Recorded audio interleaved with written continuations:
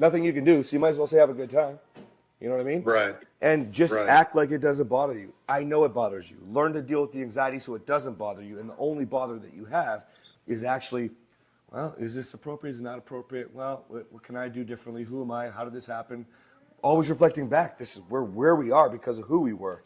Like yesterday morning, me and Jen were having coffee in the kitchen. She said, "Hey, are you ready to spend some money?" And I was thinking, "Oh shit, what's fitting to happen?" But we went Christmas shopping. We had a fantastic day. She crashed into me a few times during the day. But she opened up. She said she was, that she felt like I was being so insecure and smothering her, and I just listened. And she's got this friend Mark though for 5 years.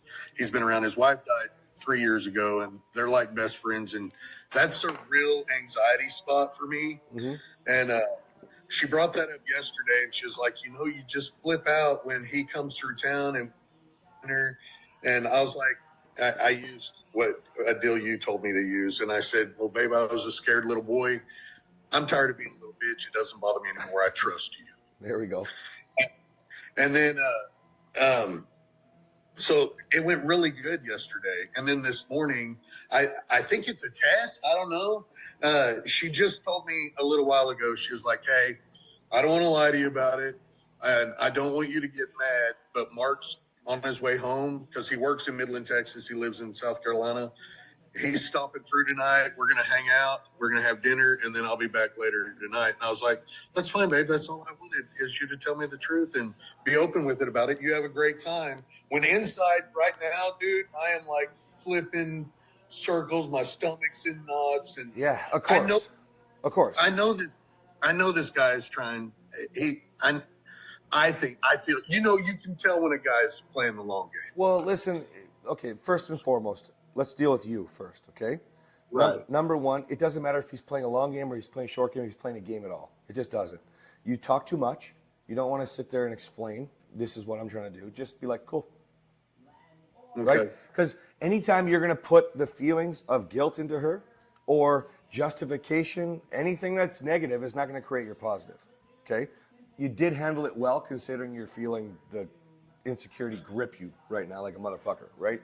So you did really great job. So I don't want to beat you up for that. You just got to deal. There's nothing you can do. If you're in a position where your wife is hanging out, want to do that, this is what I want you to think of. When you're in a position where you guys are true partners, no partner tries to make their other partner feel bad. They don't want to put them in a position where they're going to feel bad. There would be different kinds of boundaries. In fact, one of the new lessons that Kathryn and I are going to put out together for you guys is the stronger we get, the more boundaries we have to protect what the fuck we have, right? It's boundaries for each other. It's all love. It's not even like boundaries the way people think about it. So what I want you to think about right now is you're so far from that space right now that she's not thinking of you. She's thinking of her. I'm having a good time. It's safe. Whatever is going through her mind, right? And we just need to stay away from negative emotions. Absolutely stay away from negative emotions with it because it's out of our control. There's nothing we can do. And you want to know that you're proud of who you are. I'm going to give you an example. If she came to you because now you said, thank you for being honest with me, bad. We don't want her talking about this shit with you, okay? So if she comes to you now, though, and says, yeah, actually, we kissed last night. I just wanted to be honest with you. I appreciate you letting me be honest. I need you in control so you don't flip your shit. Right? Yeah. Does that make sense? Mm-hmm. Because you set the structure now for her to be open about her new boy, right? Even though it's not her boy, even though it's not her guy, right? Does that make sense? So yes. Don't beat yourself up about it. Just moving forward, we're not trying to encourage all kinds of chatter about this fucking guy. This is a problem. Those of you guys that have been in TBH, this is a major problem for how you validate and make her feel like it's okay to do all this shit when it's not.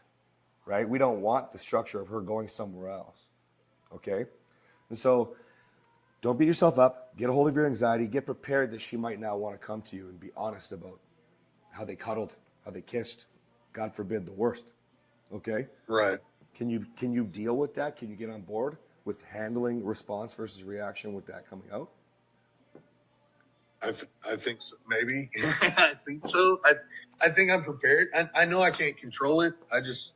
And I'm in that spot now where I'm actually going through a man at home, and Yep. and I'm realizing that I can't control anything she does. My problem is my fucking mouth, man. When she said that today, she was like, well, you always get mad when he comes down. She was like, and one time, because the last time he came, she told me, and I was like, thank you for telling me that, instead of hiding it. And it was she was like, well, one time of you not getting mad, it doesn't make me think you've changed. That's what she said Well, today. of course, right? Because the guy that you've been is the guy that she knows. She knows you better than anybody else. So you can do things differently, but it sounds like you're doing it like to control, to manipulate the situation, to fake your way through, to get her back, all these things, right? This is all normal for anybody, not just men, or sorry, not just women, but also men. We don't believe if we see, that's why nobody gives a fuck what you say you're going to do. It's who you are today. That's it. Right. And who you've been as a history, right? So she's not wrong. What I want you to do is think about it more like not thanking her for being open and honest, not in this case, but just being cool with whatever you hear. That's going to show her, right? By showing up, doing what you have to do. Yeah, have a great time. Nothing you can do, so you might as well say have a good time. You know what I mean? Right. And just act like it doesn't bother you. I know it bothers you. Learn to deal with the anxiety so it doesn't bother you. And the only bother that you have is actually, well, is this appropriate? Is it not appropriate? Well, what can I do differently? Who am I? How did this happen? Always reflecting back. This is where we are because of who we were. You ran your mouth. You said it 3 times today. So own the fact that you ran your mouth. That's part of the problem. And you push things away, right? So from there, you can start showing up with real reflection. Do the anxiety training. Make sure that you're in check, in control.